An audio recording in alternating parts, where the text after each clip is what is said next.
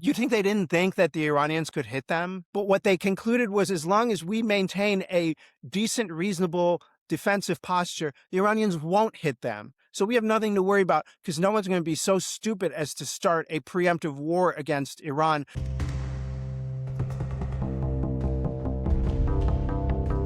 They said it would last a few days. They said that it would last maybe a few weeks, then maybe a couple months, and it'll be over. It's now 6 months, and the conflict between the U.S. and Iran is not over yet. In the beginning of the conflict, when I was giving interviews and people would ask me how long this was going to take, I said it could take years. And I could just tell that the people on the other side were like, no, come on, this guy is ridiculous. What is he talking about? Years? President Trump says it's going to be over in a few weeks. Whatever is the goal of the war that he has not yet defined, which was part of the problem, it'll be over in a few weeks. And it's not over. It won't be over. It won't be over maybe even in years. It might even be a conflict that goes on for a long time. Look at Ukraine. Look at the Ukraine war. In February, it will be 5 years that that war has gone on. And has the intensity of that war decreased? Has it become less destabilizing? Has less people been dying? No, actually, it's become more intense and more destabilizing and more troublesome. And now there's even talk about nukes and nuclear weapons. There's no end in sight in that conflict. And Iran could turn into that kind of conflict. And Iran, in many ways, is even more dangerous because it's expanding consistently geographically. It includes Lebanon and the ongoing fighting in Lebanon. It's beginning to mesh with Gaza and the conflict in Gaza that Israel says was part of this conflict. Israel says that's when the war started, even though Iran had no idea that October 7th, 2023 was going to happen. And Hamas never said it was about Iran. But Israel has this narrative that has imposed on certain U.S. policymakers. It includes Yemen now and the Red Sea and the Bab el-Mandeb. It has expanded toward a lot of other parts of the globe, and it is impacting, unlike Ukraine, it is impacting the economy, the world economy, in a way that the Ukraine war didn't affect the world economy, in a way that the Vietnam War didn't affect the world economy because of the Strait of Hormuz and because of the choke point that is there, and the Iranians opportunistically taking advantage of the conflict, perhaps opportunistically, I should say, to take control of the Strait of Hormuz and essentially hold the world economy blackmail. They would never put it in those terms, but that's essentially what they're doing. I am Borzu Dergahi. This is my podcast. It's called Badlands, and you can subscribe at borzu.substack.com. I'm also on Apple Podcasts, on Spotify, and on YouTube as well, where I would love to get some more followers. So if you want to follow along on YouTube, there's sometimes exclusive content that I put on the YouTube channel. And especially when things go free, when paid content goes free, I'll put it up there, essentially, maybe re-edited version that I don't put on the Substack. So that would be a good thing for you to subscribe to as well, at least to follow along on. And if you could consider upgrading your subscription to a paid subscription, that would be wonderful.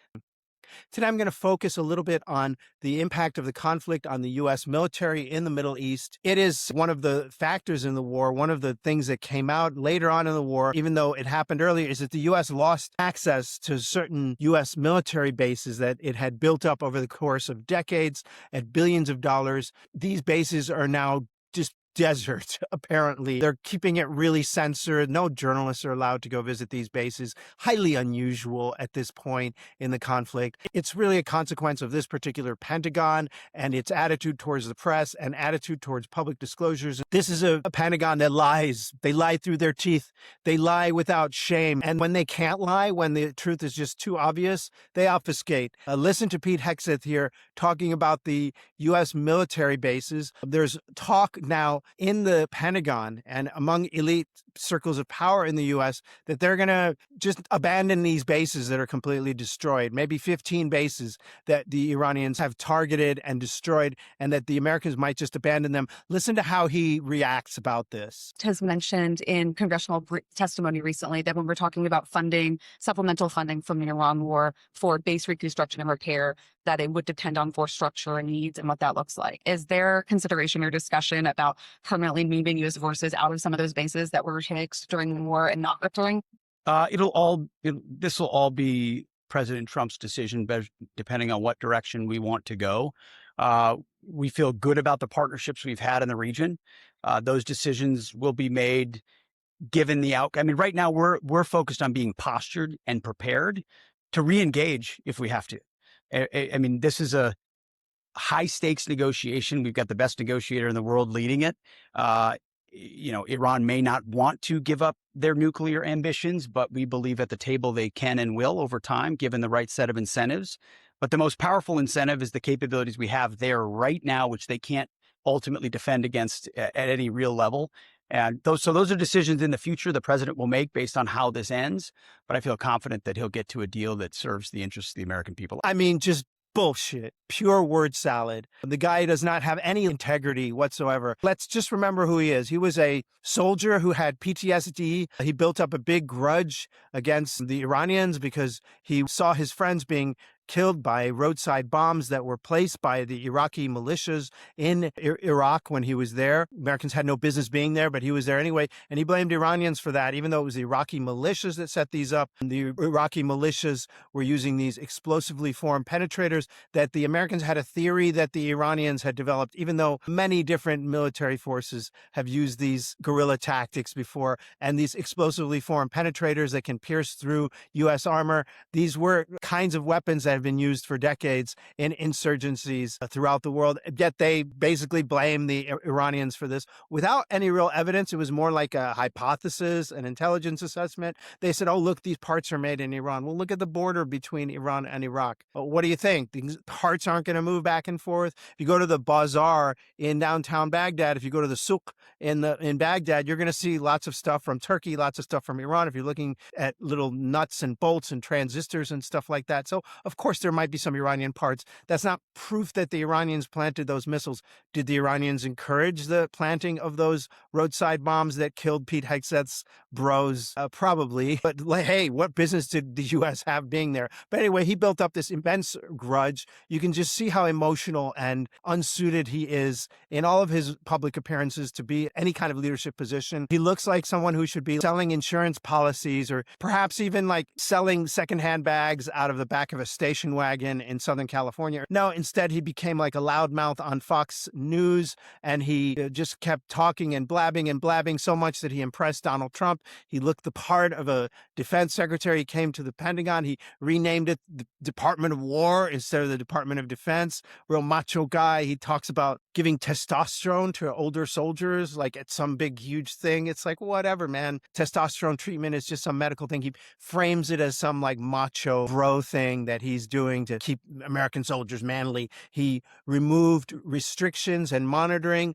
on civilian targets. And this is one of the things that led to the bombing of schools in Yemen and Iran that left school children dead. This guy is just a creep and a loser. And much worse than that, he's fucking incompetent. And that's one of the things that is just true, because the point is that the U.S. military spent billions building these bases in the Middle East, in the Gulf. You think they didn't think that the Iranians could hit them? But what they concluded was, as long as we maintain a decent, reasonable defensive posture, the Iranians won't hit them. So we have nothing to worry about, because no one's going to be so stupid as to start a preemptive war against Iran. As long as we are holding Iran in check, and as long as we're maintaining a certain level of balance in the region, the Iranians won't attack our bases. Of course, that whole equation is finished now. And these bases that were built as defensive mechanisms to defend the Gulf, once the U.S. launched this aggressive war, the whole equation changed now. And then the Iranians could hit them back. And what's more, not only could they hit them back, but they're being pretty explicit. The Iranians are saying if the Americans ever come back to these bases, they're going to hit them again. They're going to hit them hard. And it's not like some secret. You don't have to get a leak from the New York Times or the Wall Street Journal, some unnamed source, some like Israeli spy saying that the Iranians have a plan to hit. No. You can listen to Mohsen Rezai, who I interviewed some years ago in Tehran. Mohsen Rezai, the former Revolutionary Guard commander, now the Secretary of the Supreme National Security Council, really important figure in Iran. You can listen to him say it himself. I advise the Americans not to deploy any additional forces. If they add forces, we will strike that very base. If they make any movement along the southern route, we will hit them. Any meeting they hold, if we discover it, if they are meeting with counter-revolutionary groups somewhere, we will strike that location. Therefore, it is not that we are staying silent. We are not silent. But currently, our attacks are entirely calculated. So yeah, that's basically the Iranian position. Fuck you, pay me. And that's essentially where we are right now. And that's where the United States is right now, in a very precarious situation. How precarious is the U.S. situation right now?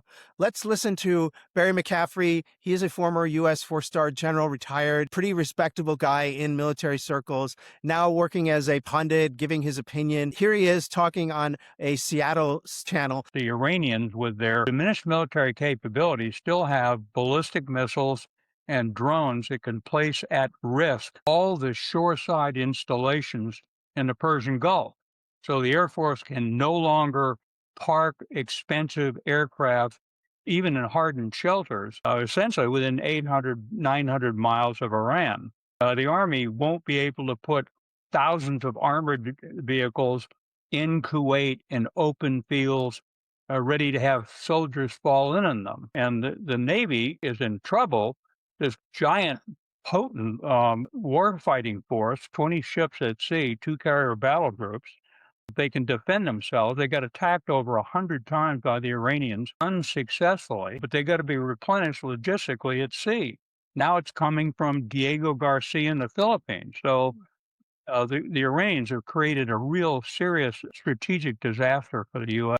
There are 40 to 50,000 U.S. forces in the Middle East. There's maybe 40 some odd bases. CNN says around 15 of them are in the Persian Gulf immediately have been really pounded by it on the first day of the war by Iranian drones. And now they're ballistic missiles. They've got one that's got a 900-mile range on it. It's solid fuel. It can change its impact point while in flight, and it's overriding to some extent our ability of Army Patriot missiles to address it. So we're going to have to rethink our military strategy in the Middle East. We're not going to be able to bed down F-18s and F-15s on Saudi airfields willy-nilly as we did up until this war started. So never mind the screwed up political situation, the fact that most of our allies are opposed to this war, that most Americans are opposed to this war, that the conflict has created tensions between the U.S. and Europe,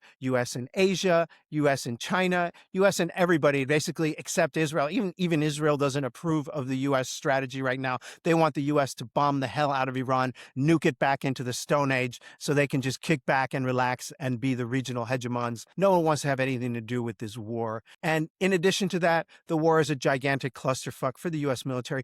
Don't listen to what the neocon shills say that, oh, we're winning the war. It's not about winning or losing. It's over. The military phase is over. And this is why Donald Trump and Pete Hegseth and Scott Bessent are rolling out this Operation Economic Outcast, in which they try to cut off economic relations, convince China, Turkey, Iraq, all these other countries. Guess what? Like, this is just not going to work. China's not going to cut off relations with the Iranians. Why would they? Why would they listen to what the Americans want? They don't want the Americans to win this conflict. They want the Americans to lose this conflict. And in addition, let's take a country like Turkey. Turkey is going to abide by these sanctions and help strangle the Iranian economy so that the Iranian economy collapses. So what? So that Israel, which has declared basically preemptive conflict against Turkey, will have no other rivals in the region and they can focus their attention on Turkey. Think about that. Think about the American strategy here. We're going to put pressure on Turkey to stop doing business with Iran. And let me tell you about that business. That business is crucial for Turkey because it is what props up the economy in the impoverished, mostly Kurdish, restive east of the country, the far east of Turkey. I live in Istanbul. I know this. I've been to these areas and they're kind of dependent on trade with Iran. And so they're saying, okay, Turkey, the United States is saying, Turkey, you cut off relations, cut off trade relations with Iran. You screw over your own people. You screw up the economy of your eastern provinces. We're not going to do anything to help you because we're, America first, rah, rah. We're not going to help you out in that situation. But then we'll topple the Iranian regime and then Israel will be happy, and then they'll come after you. So Turkey's going to go for that. And I think that Iraq is an even more dire situation. Iraq, half the government is controlled by Iranian assets. The Iranians have thoroughly infiltrated the Iraqi government. You talk about the other countries in the region, and this is a subject that I talked about recently in an interview with the South Era Networks about this new emerging alliance. A lot of the countries in the region now are abandoning the U.S., coming up with their own security arrangements, coming up with their own security alliances. And one of those is this Mecca Pact that includes Turkey and Saudi Arabia and Pakistan. And I spoke about this in a pretty extensive interview with South Era Networks. Listen in or watch. The language is actually striking when it comes to this pact. An attack on one is to be considered an attack on all three. But beyond the wording itself, what does that signal about how Turkey, Saudi Arabia, and Pakistan plan to reshape the balance of power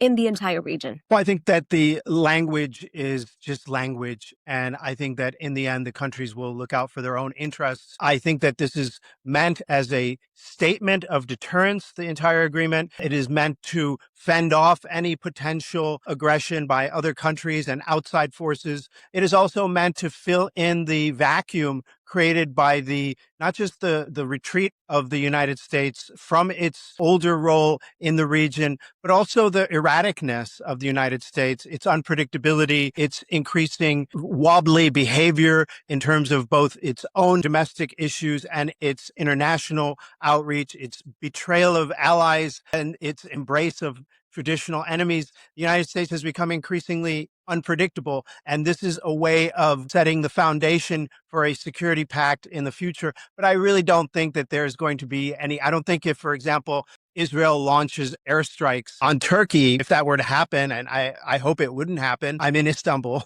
If that were to happen, I don't think you would Pakistan and Saudi Arabia intervening militarily by attacking Israel. I just don't think it could happen right now. I don't think the countries are in a position to do that right now. And I would note that even NATO is no longer NATO in that way. You're talking about an Islamic NATO, even the European NATO is very unpredictable these days. And many people, many analysts, many politicians have expressed doubt whether it would, say, come to the aid of the Baltic countries should Russia attack. Hi, I'm Borzu Deragahi, host of the Badlands podcast and writer of the Badlands newsletter. You can find me on Spotify. You can find me on YouTube. You can find me on Apple Podcasts. You can also find me on Substack. That's where I'm usually at Borzou, borzou.substack.com. Now, I'm trying to get people to upgrade their subscriptions and get paid subscriptions. I have enough ethics that I wouldn't put my lovely teenage daughter in this video in a bid to encourage people to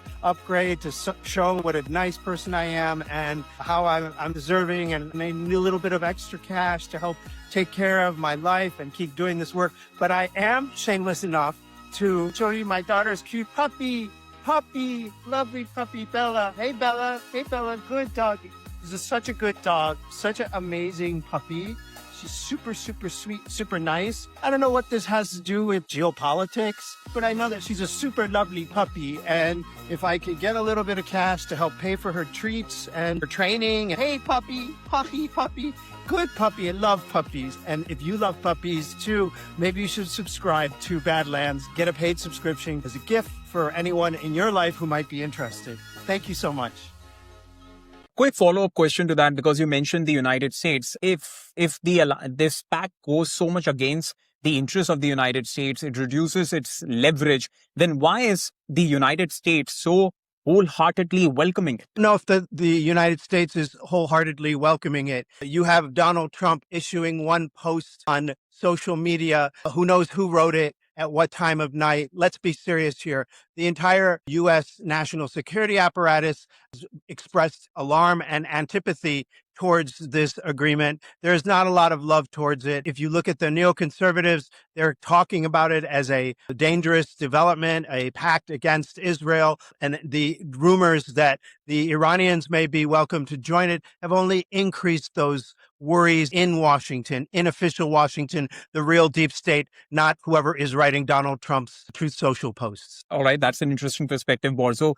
And now, does this pact actually commit all these three countries to defend each other if one is attacked? And also, what about the timing? Why formalize it right now after reportedly nearly 3 years of preparation? I think that in word, in the text, it definitely describes itself as a mutual defense agreement. So I think that, yeah, I think that that is what it says. But defense can be a lot of different things. And I'm sure there will be some wiggle room depending on the situation. If there is an attack, a major attack by Kurdish militants against Turkey, or an attack by, let's say, Baluch militants against Pakistan, does that obligate Turkey and Saudi Arabia to come in and intervene? Or does it obligate them to just stand up and make speeches and make comments and so on? So I think that there's going to be a lot of wiggle room around there. If you look at the empirical reality, I just don't think that you're going to have a lot of substance to the mutual defense part of this. Again, I think the most important thing to consider is that this is a warning. This is a warning, a shot, an establishment of a new alliance that could eventually, in the future, turn into something more like NATO in the 1960s. You said that there's no chance for it to become an Islamic NATO of sorts in the nearby future. But let's look beyond it. Let's look maybe at 2030. Do you think by then it could become somewhat like NATO, that is, joint command centers, unified air defense? Or is this likely to remain a purely deterrence pact? Well, I think that there is still quite a bit of mistrust between Saudi Arabia and Turkey, too much mistrust for there to be joint defense centers. There is already that kind of development between Pakistan and Saudi Arabia. Don't get me, I'm not saying that it's a useless thing. This is an extraordinary development. I think it's even more extraordinary if you consider the fact that you have one country that's Arab, one country that's Turk, one country that's Pakistani, South Asian. And that is kind of extraordinary that you have these three different countries and from different ethnicities joining together in this way. And you also, okay, yes, they call it a Muslim NATO, but as everyone knows, the Islam practiced in Saudi Arabia is very different than the Islam practiced in Turkey and Pakistan. It's just quite different schools, the Deobandi,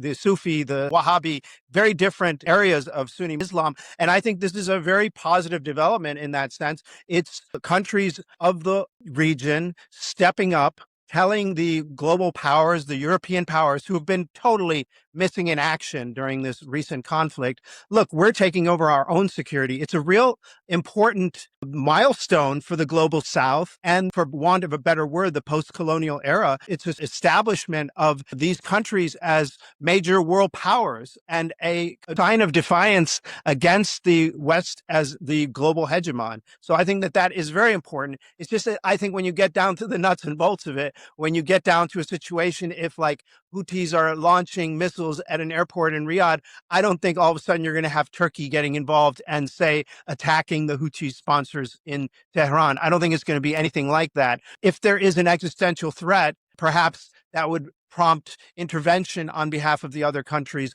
But I think that in this particular climate right now, that would be a reality whether or not you had this pact or not. And speaking of the climate that we're seeing recently, Burzo, following recent border tensions with India and conflict with the Afghan Taliban, how significant is this pact for Pakistan in terms of restoring its regional strategic leverage, do you think? I think that is really important for Pakistan because it will bolster its access to Turkey's advanced drones. They're making strides in various kinds of unmanned technologies that are proving crucial in warfare in both the Iran theater and the Ukraine theater. And Turkey is on the cutting edge, on the bleeding edge of that kind of technology. And Pakistan could have bolstered access to that. But again, I follow the Turkish defense industry. They'll sell to anybody. They've sold to countries that are having tensions with each other. I think it was Kyrgyzstan and Tajikistan, and they sold both of those countries their drones and the same drones. So I don't think that Pakistan would have needed to join this defense pact to get access to Turkey's most advanced weapons. And Borzo, if Pakistan, coming back to South Asia, if Pakistan and Bangladesh, let's say they actually come together, now think about that, under a shared defense pact, that too with Saudi Arabia and Turkey. What would that mean for India's Middle East strategy? I think that India, and I've said this before, I'm not sure on this show, but India's Middle East gamble has been somewhat of a bad bet. They bet big on Israel. They bet big on Trump.